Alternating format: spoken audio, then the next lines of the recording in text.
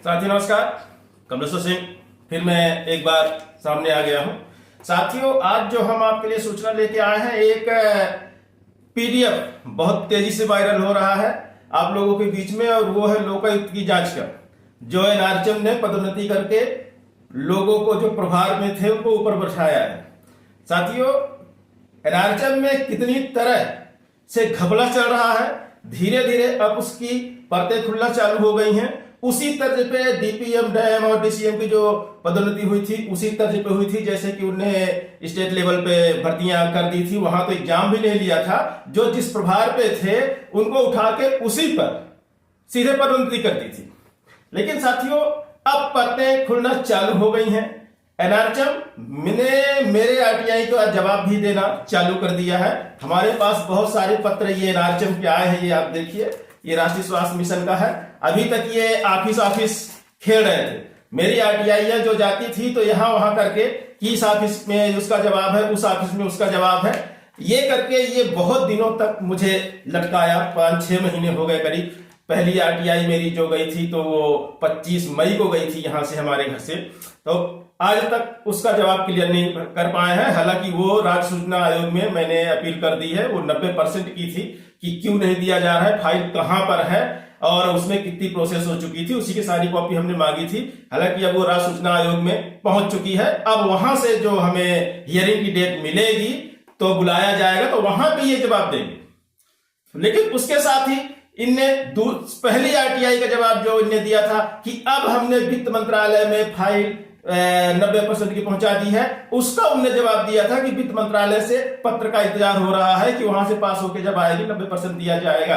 पहली आरटीआई का जवाब उनने पहली बार दिया। लेकिन दूसरी आरटीआई का मेरा जवाब ये देखिए, A4 साइज के लिफाफे में आया है। इसमें करीब 20-22 पन्ने हैं। ये जो जवाब आया है, ये जवाब दरअसल आपके 90% से मतलब नहीं रखता, ये मेरे काम की चीज है, इसलिए इस पे ज्यादा हम चर्चा नहीं करेंगे। तो साथियों, मतलब देखिए, पहले तक क्या होता था कि आरटीआई का कुछ भी जवाब बना के दे देते थे, ऑफिस खेलते रहते थे कि सिर्फ समय पास करते थे। लेकिन अब उनको ये तो पता हो गया है कि ये जो बंदा आया है दरअसल ये छोड़ने वाला नहीं है, ये इनको इनके घाट का पानी पिला के रहेगा। जो भ्रष्टाचार का घाट ये बहुत बड़ा बना के रखे हैं, इसका उसी का पानी हम इनको पिलाएंगे। इसलिए अब वो हमारे आरटीआई का जवाब देना चालू कर दिए हैं। हालांकि जो आरटीआई का जवाब आया है ये A4 साइज में, इसमें 3 जवाब मांगे गए थे, सिर्फ एक का जवाब दिया है, 2 जवाब अभी भी बाकी हैं। और उन 2 जवाबों में आपका 90% की फाइल की ही चर्चा है।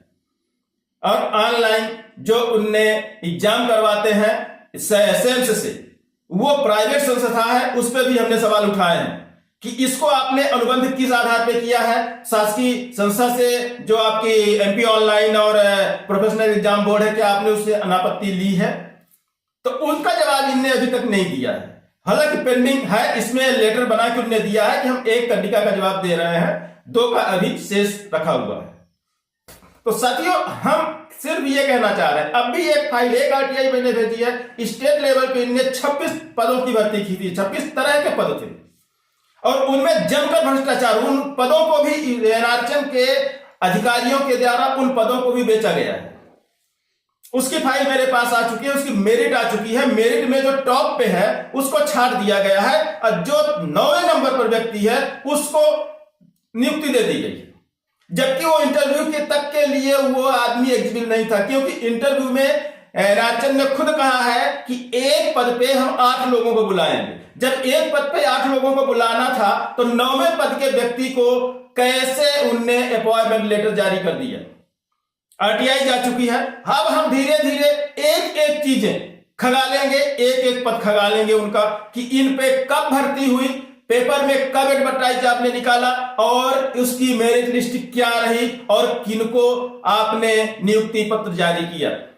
इस तरह से एक एक पद की अभी हम आपको बता दें, जो हमारे पास आई है सूचना, 1 से 26 पदों की तरह की मतलब जो भर्तियां की गई थी, तो उसमें मेरिटें जो हैं बहुत ही बुरी तरह से तोड़ के सिर्फ बेचा गया है पदों को। अब हम वो निकाल के लोकायुक्त में, एक जांच तो लोकायुक्त की चल रही है जो आपके बीच वायरल हो रही है, कि 45-45 हजार के पेमेंट पे, पदों पे प्रभारी जो नीचे के पद थे उस पे बिना एग्जाम, बिना इंटरव्यू के लिए सिर्फ उनको मतलब दान में दिया गया कि चूंकि आप ये काम कर रहे हैं इसलिए आपको हम इस पद पे दे रहे हैं। आखिर किस आधार पे? क्या वो लोग किसी दूसरे ग्रह से आए थे? बाकी एनआरएचएम के लोग जो काम कर रहे हैं तो दूसरे ग्रह के हैं, जिनको खाली पड़े पदों पे उनको आगे नहीं बढ़ाया जाता, सिर्फ स्टेट लेवल में बढ़ाया गया। तो भ्रष्टाचार की परतें खुलना एनआरएचएम की चालू हो गई है और मेरा भी काम यही चल रहा है। अब एक एक पद की जांच करवा के हम उठा के लोकायुक्त को देते जाएंगे, जो दस्तावेज हमारे पास आते जाएंगे। हमारा मकसद 90% है। हम बार बार कह रहे हैं एनआरएचएम के अधिकारियों से कि 90% लागू कर दो। आपने अभी तक क्या किया है मुझसे कोई लेना देना नहीं, 90% आप लागू कर दो। यह 90% आपने लागू नहीं किया तो आपको 10% में हम बुक कर देंगे। समझ के रखिएगा, 10% में बुक कर देंगे हम। 90% इनको मिले ना मिले संविदा कर्मचारी को, 10% के अंदर हम आपको बुक कर देंगे। वो कैसे करेंगे आप देखते चलिए। मैं वो आरटीआई एक्टिविस्ट नहीं हूं, वो कार्यकर्ता नहीं हूं आरटीआई का कि जो एक पन्ने लेके संतुष्ट होकर किनारे हो जाए। और दूसरी बात, मुझे आप खरीद भी नहीं सकते, सबसे बड़ी बात। इसलिए आप शासन के बनाए नियमों को लागू करिए और आप जो नियम बना रहे हैं उनका विलोपन करिए, क्योंकि आप संविधान नहीं हो। यदि आप संविधान होते तो आपकी बातें हम मान लेते।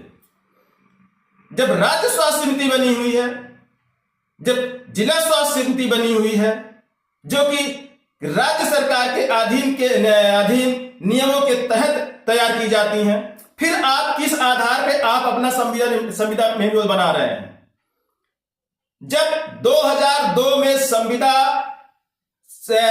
संविदा का जो नियमावली है वो राज्य शासन के पास बन चुकी है और हर विभाग में लागू होती है, तो एनआरएचएम में वो क्यों नहीं लागू हो रही है? आप अपने से क्यों बना रहे हैं?